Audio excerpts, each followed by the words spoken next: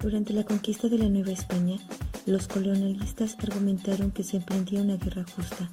Esta declaración era importante, pues esta figura daba lugar a varias consecuencias económicas, ya que la parte ofendida podía cobrar al enemigo vencido los gastos de la guerra y resarcirse de los daños y perjuicios que le hubiera ocasionado la injuria, y así esclavizar a los prisioneros de guerra.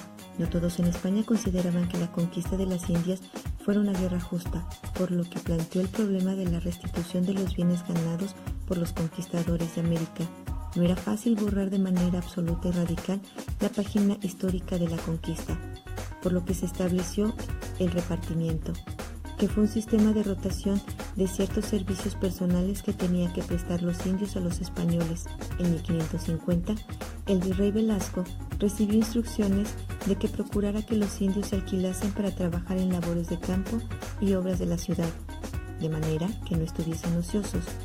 Con esto se aspiraba a un trabajo libre, con paga y tarea moderada, pero en previsión de que los indios no acudieran voluntariamente, el poder público se adelantaba a ordenar que por medio de las justicias reales se entregasen a los trabajadores a los colonos que los necesitaran. En el año de 1609 se dieron nuevas cédulas reales que aspiraban a imponer el trabajo voluntario y a poner fin al alquiler forzoso. El indio podía acudir a las plazas a ofrecer sus servicios con cualquiera. Lo único que no se le permitía era permanecer ocioso.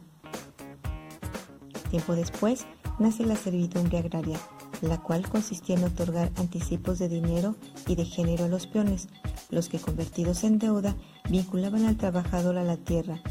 En esta materia, el gobierno español llegó a dictar medidas importantes para limitar el monto de las deudas legales, por lo que, en algún momento, solo se permitía el adelanto de 3 meses de salario a los trabajadores del campo. En otras ocasiones, se restringía la cantidad que podía adelantarse. No excedería nunca de 5 pesos y el hacendado podía perder todo lo que diera sobre esta suma, pues no se le reconocía ningún derecho a cobrarlo. Esta práctica se llevó a la industria de los obrajes, y aunque se había promulgado una amplia legislación sobre la libertad de trabajo, en estas incipientes fábricas la servidumbre fue aplicada con dureza, ya que los deudores que debían trabajar para pagar su deuda eran encerrados en los talleres y solo se les permitía salir los domingos a ver a sus familias. Es a través de las constituciones que se pueden observar la evolución del trabajo y su organización en México. Así, en la Constitución de 1812, en el artículo 30, queda enteramente abolido el examen de artesanos. En 1814, el artículo 38 señala que ningún género de cultura, industria o comercio pueden ser prohibidos a los ciudadanos. En la Constitución de 1857, los artículos 4 y 5 señalan que todo hombre es libre de abrazar la profesión, industria o trabajo que le acomode, siendo útil y honesto, y para aprovecharse de sus productos.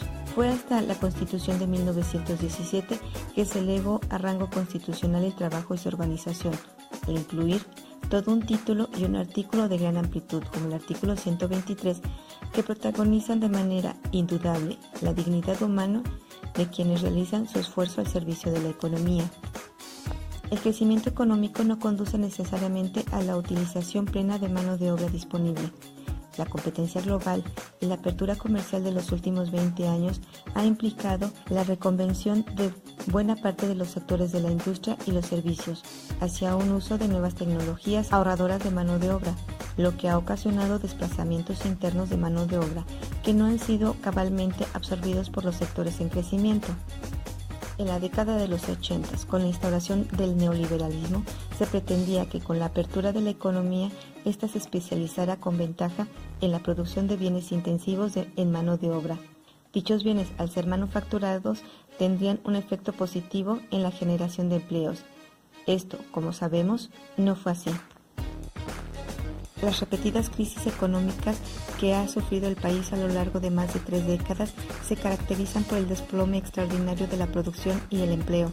Se ha contraído la actividad económica, aumentando el desempleo, el cual ha afectado en mayor medida a los jóvenes. El número de jóvenes entre 14 y 29 años de edad desocupados ha aumentado del 2005 al 2010 cerca de un 50%, de acuerdo con cifras de la Encuesta Nacional de Ocupación y Empleo. Las tasas de desempleo más altas en México se encuentran en los niveles educativos más altos. suponiendo que el nivel de instrucción de la mano de obra refleja el nivel de capacitación y que sean las empresas y ramas más dinámicas en la economía mexicana las que absorben mano de obra calificada, resulta extraño que la desocupación general sea mayor a mayor nivel de capacitación. En particular, esta información pone en duda la explicación convencional que argumenta que la falta de capacitación es el mayor obstáculo a la generación de empleos. En el caso de México, un indicador de nivel de informalidad es la diferencia entre el número de personal remunerado y los inscritos en el Seguro Social. Esta diferencia ascendió en el 2010 a poco más del 60% del empleo remunerado. Se detectó que las personas pueden desarrollar ocupaciones informales dentro del sector formal. Entre el 2000 y el 2004 se crearon más empleos en informalidad que en el sector formal, 1.45 millones contra 1.07 millones. La tendencia en años recientes ha sido un incremento en la participación de los empleos eventuales y una reducción de los permanentes en el total de empleos formales creados. Otra característica es que los empleos que se crean es un porcentaje importante son informales y por lo tanto carecen de protección social. La evidencia señala que no solamente ha crecido el desempleo, sino que ha crecido la población ocupada sin prestaciones sociales. Esto es, que el empleo formal se parece cada vez al informal. De 2005 a 2010, el porcentaje de trabajadores subordinados y remunerados sin prestaciones ha crecido de 45 a 46%. De todos los empleos creados en este periodo para este grupo de trabajadores, 1.7 millones fueron sin prestaciones, lo que significa que carecen de servicios médicos y otros servicios sociales. Esto se traduce en que 13.5 millones de trabajadores subordinados y remunerados carecen de prestaciones. La generación del empleo en el país se ha concentrado principalmente en puestos de menor ingreso, mientras que los puestos mejor pagados están en declive. En el primer trimestre del año 2017, el número de ocupados sumó 51.9 millones, que implicó un aumento en 1.080.000.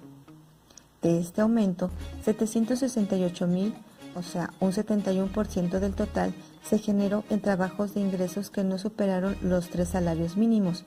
Por el contrario, los ocupados con ingresos mayores a 5 salarios, poco más de 12,000 pesos, cayó 9% y en 8 años acumula una baja del 42%. Solo 2.7 millones de trabajadores están entre los mejor pagados, un 5.2% del total, la cifra más baja en 12 años desde que hay datos disponibles. Jonathan Heath, vicepresidente del Comité Nacional de Estudios Económicos del INEF, señaló que el desempleo ha ido disminuyendo y está en un nivel mínimo histórico. Podemos decir que estamos cerca de un nivel de pleno empleo posible, lo que significa que prácticamente todos los mexicanos tienen un empleo, pero el problema es que el empleo es muy mal remunerado.